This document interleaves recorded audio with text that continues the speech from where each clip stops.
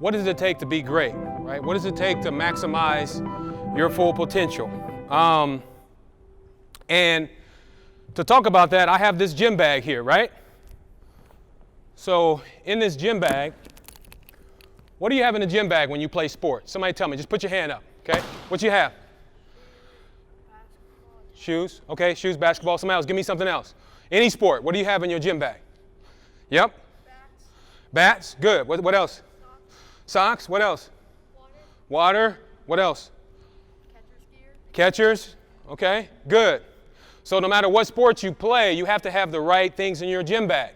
So when he was talking about not having shoes, I was the kid he was talking about. So I'm going to share my story because most people see the end result. They see Lawerence Funderburke, oh, he played in the NBA, he made millions and millions of dollars, but they don't remember when I was your age. And I'll never forget when I was your age and a lot of the pain that I went through. So I'm going to go through and show you what I had in my gym bag in order to make it, okay? So they all begin with the letter B, okay? First B I had was the Bible, okay? That's the first B. So I'm 6'9", I'm a big guy. But there's a big man much bigger than me that I put my faith and trust in. That's the big man upstairs, okay? So that was first. My second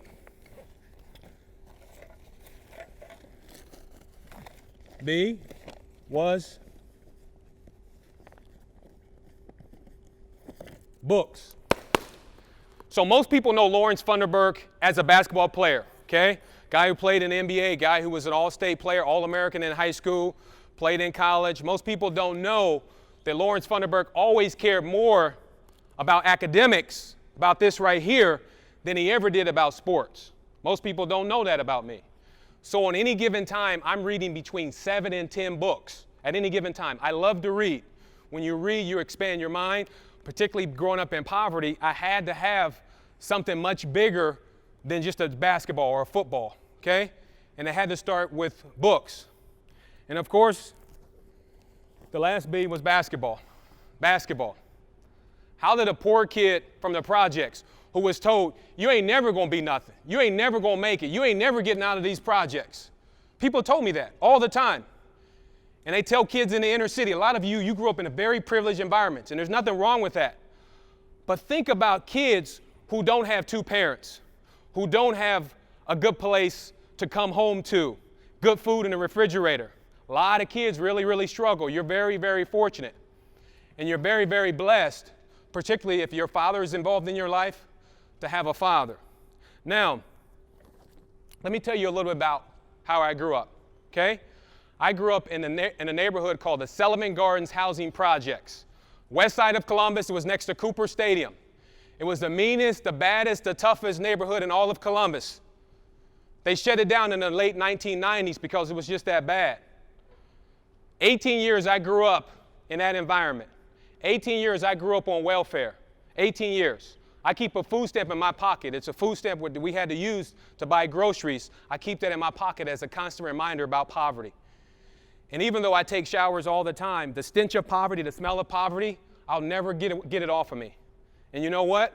I don't want it to go away. I want to always remember where I came from, right? So no matter what people put me up on a pedestal, I'll never forget how low I was. I'll never forget that.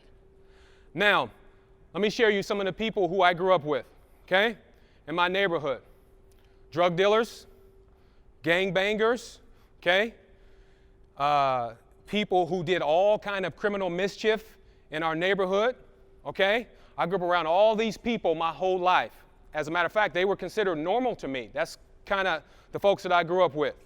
Now, there were 10 people that I grew up with that I sit right next to, just like you, 10 people that I grew up with who were either murdered, bam, or committed suicide. 10, checked out. It's not a video game. You can't push reset like a video game. Once you end this life, it's over with. You can't come back. That's it. 10 people that I sat right next to, right, who never knew, right, that their life was going to end one day because they were playing around. Life's not a video game. This is serious business, right? Not only are you learning how to be a good basketball player here, you're learning life skills, right?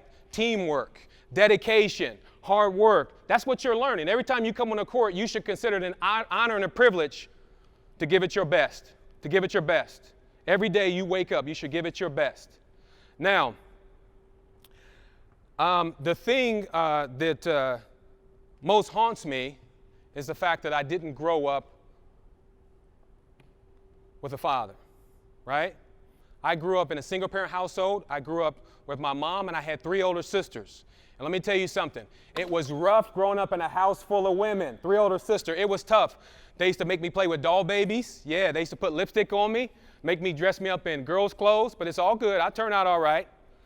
And even though my sisters treated me that way, when I became a professional athlete, I bought all my sisters a house. I took care of them. I love my sisters, okay? And then my mom, she would always tell me, she would say, son, your father, he's coming to see you.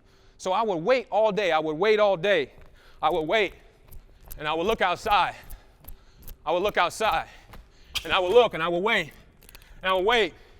and he never showed up. He never showed up. My father never kept his word. He never kept his word. He never showed up sober. He was an alcoholic. He killed himself drinking. I never saw my father again after the age of 9. My son is here, Eli. I have 2 kids. My father never told me one time that he loved me, not one time. A lot of kids grow up in the inner city, no fathers, no structure. Yes, they're angry, but they don't even know why they're angry. My father never took an interest in my life.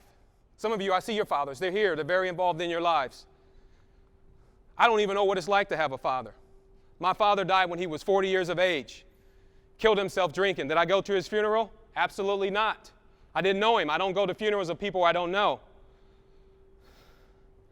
But I always tell people, it's not how you start.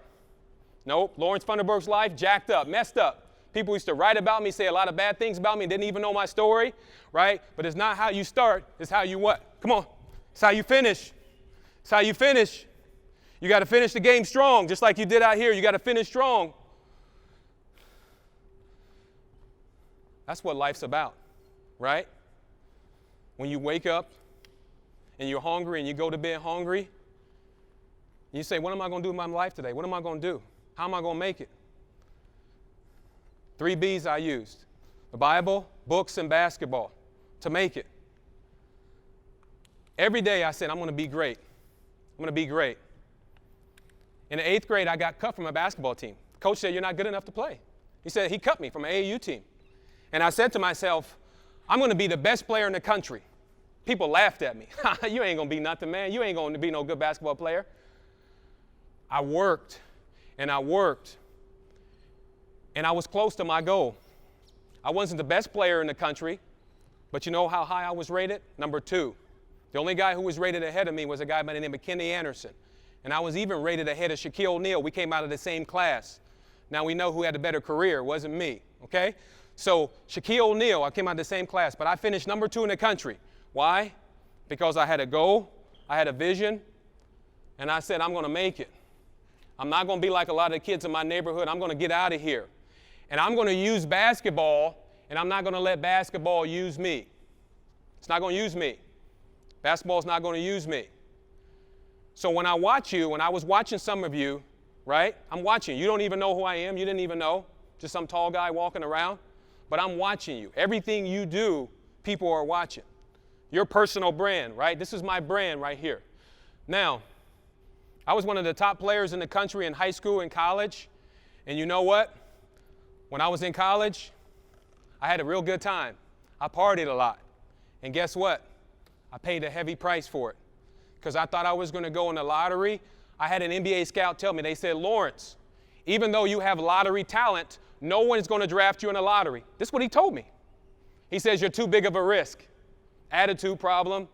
That was said about me. And you know what? I got drafted in the 2nd round with the 51st pick. Right here. And I lost between $25 to about $35 million from being drafted in the 2nd round. Guess whose fault it was? Mine. Not my coaches, not my teammates, my fault. Why? Because if you want to be great, success is never a resting place. It's a journey. It's a marathon. It's not a sprint. That's why I watch some of you. Some kids are better than you right now. I remember I wasn't that good, but I knew I was going to pass all of the guys who were in front of me, right? I knew it. I knew it. So don't worry about who's in front of you. Worry about what are you going to do to reach your full potential. That's what you have to worry about. Your parents, that's what you have to do to your kids. Challenge them to be the best they can be to reach their full potential. That's what you got to do. If you want to be great, I'm 45 and I'm still in great shape. I weigh the same as I weighed when I was in college 25 years ago. I take care of my body. I eat very healthy. Don't drink no pop. Don't eat no junk. I don't eat any gluten. I eat very clean. I take care of my body, my temple. Some of you, you got to take better habits of your body. You got to eat. You got to get your rest. It's going to catch up with you, trust me. Okay? You got to take care of your body. Now, what does it take to really be good, right? When I was your age, right? Now you got video games. You can watch TV. You got 200-some channels. When we were growing up, we had 4, 6, and 10. Right, parents? 4, 6, and 10. You got too many distractions, right? But if you really want to be good, you got to put the time into it. And you know how many hours I used to practice when other kids was goofing off? I was practicing 4 and 5 hours a day. Guess what, fellas? No guarantees. No guarantee. Now, I'm going to take a couple of you. I want to take somebody and put you through a little NBA workout. Anybody want to do a little NBA workout? I want to take a 6th grade. I want somebody big and strong because I'm going to work you. Or you want to do it? You want to do it, coach? No? Okay. All right. Anybody want to do it? You want to do it? Give me a 6th grader. You big? Come on, stand up. All right, stand up. All right. Cheer. Give him a hand. Give him a hand. Now, what's your name? All right, he's getting a little hoarse. Okay, you got to breathe deep, relax, young man. It's going to be all right. Now, parents, I train about a dozen kids. My workouts are hard because I say, look, if you want to be great, your child wants to be good, whatever he has or she has in him or her, I'm going to get it out, right? But you got to know what it takes to be great if you want to be great. And it's not going to be easy. You guys watch ESPN and you see all of the highlights and you see the contracts and you don't realize how much work and effort it takes to be great. So I'm going to give him a little taste of what this is like, right? Only a couple minutes. It's just going to be a couple minutes. Now imagine if you have to work out 2 or 3 hours, 2 or 3 times a day this hard, okay? But you don't see that on ESPN.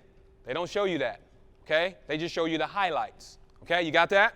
Now, what he's going to do, I'm going to put this little belt on him, okay, a little harness. I'm going to take it easy on you. I know you had a tough day, all right? So this last one, what you're going to do, breathe deep, okay, breathe deep. Okay, this last one, you can do crab crawl with the push-up. So you can try to keep your fanny down. Okay, when I say push-up, you'll stop, get together, and do a push-up, okay, a good push-up, okay, not on your knees. All right, and then we'll stand up down there, all right? Ready? Get down on the ground. Come on, Cherry Moore, ready? Go. Push up. Good, come on, go, come on. Push up. Good, go, come on, push. Push up. Good, go, come on, all the way, push up. Good, go, come on, dig. Good, stand up, good. All right, good job. All right, breathe, good job. You say you got one more? We're gonna cut it off on this one. All right, now you're gonna do reach. So you're gonna go up, reach, okay? All right? Ready? Come on, Cherry Moore, go. Jump, reach, come on, jump. Reach, come on, switch feet, come on, jump, come on.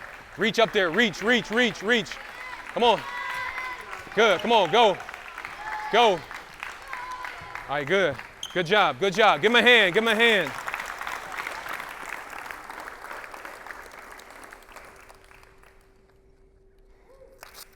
All right, anything you want to share? Talk real loud. What would you like to say? That was hard. Say it real loud. That was hard. Okay? All right, good job.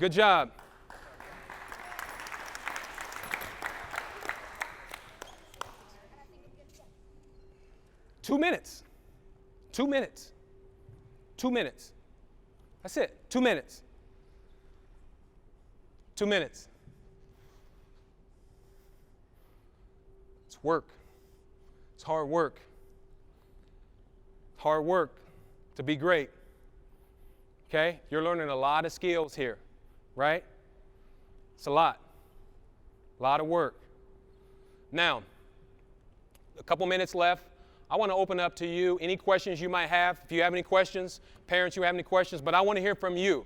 You can ask me anything. You can say, who was the toughest player you had to guard, or you can ask me anything you want about the NBA. Okay, so the players I played against: Michael Jordan, Kobe Bryant, Shaquille O'Neal, Kevin Garnett, all right, Tracy McGrady, all right, Dirk Nowitzki, Steve Nash, all right, LeBron James, all of these great players, right? I played against Tim Duncan, right? He put it to me a couple times, okay? Shaquille O'Neal dunked on me a few times, but I dunked on him too. If you YouTube that, you'll see me dunk on Shaquille O'Neal. But he dunked on me more times than I dunked on him, that's for sure, okay? Any questions you have? Anybody got any questions? Yes, sir. Who inspired you to play basketball? Oh, man, that's a great question. Who inspired me? Okay? You know who inspired me to play basketball? Poverty. Being poor. That inspired me. Because I never looked at athletics, and I tell kids all the time, athletics is not your way out, right? Like so many kids in the inner city, they say, I'm going to be a rapper, I'm going to be an entertainer, I'm going to be an athlete. No, sports was never my plan A, right? But I said to myself, I'm not going to be poor, and I said, I'm going to work and work and work and work and work, and I'm going to be good. And then when I got to college, I got comfortable. I started partying, I started hanging out, and I stopped working. And that's why I got drafted. So what inspired me when I was a little kid was poverty. And then in college, what inspired me was being drafted number 51. Because I'm going to tell you something. Like Michael Jordan told me, if you don't have excellence in your life, my rookie year in the NBA, I was playing against Michael Jordan. I was talking trash to Michael Jordan. So I walked past Michael Jordan. When he was bending over, I walked past him, and I said, nobody out here can stop me. Stupid, stupid. You never talk trash to the game's greatest player. And you know what Michael Jordan said to me? He said, Lawerence, this is not Ohio State. I'm like, man, Michael Jordan used to watch me play in college? Yeah.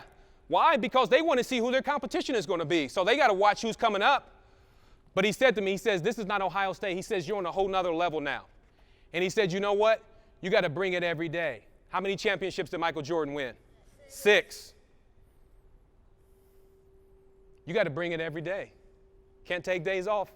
If you take days off like I did, 51, and you always pay a price in some way. You might get cut from a team, all right? Might not make a team. You might not get a lot of playing time, right? Or you might get drafted late. Or in the inner city, kids who will play around and they don't bring their A game, you know what they lose? Their life. Wrong people, wrong crowd. A lot of you live in the suburbs, you ain't got to worry about that. But in the inner city, they lose their lives. All right, one more question. Did you win any championships? I did. So we won the Big Ten championship. So I played with a guy named Jimmy Jackson. His son, Trayvon Jackson. You guys all know Trayvon Jackson played at Wisconsin. So Jimmy Jackson was All-American. We had 4 guys who played either in the NBA or NFL off that team. And then we lost to the Lakers to go to the NBA Finals. Some things happened there. Okay, I'll leave that alone. Okay, some things happened. But I won a state championship. Our high school team, Worley, we won 6 state championships. 6 state championships in about 9 years. All right, parents, anything you want to ask me, parents? Anything you want to ask me, Sean? Anything anybody want to ask me? Now, if you have any questions, I'll stay after, parents. If you want any more information about Fundermax fitness and training, here's what I tell you, parents. I'm going to tell you this. Don't worry about your kid right now when it comes to basketball. Focus on helping your child become a better athlete. If your child's a better athlete, if he or she chooses to play basketball or football or baseball, oh well. Work on your athletic skills. That's the most important thing. I think kids play all sports, play different sports. When you get older, you can select which sport that you want to play. All right? So I want to thank all of you for your time. If you want to take a picture with me, you want to ask me any questions, I'll stick around for you. All right? Thank you for your time, and God bless you all.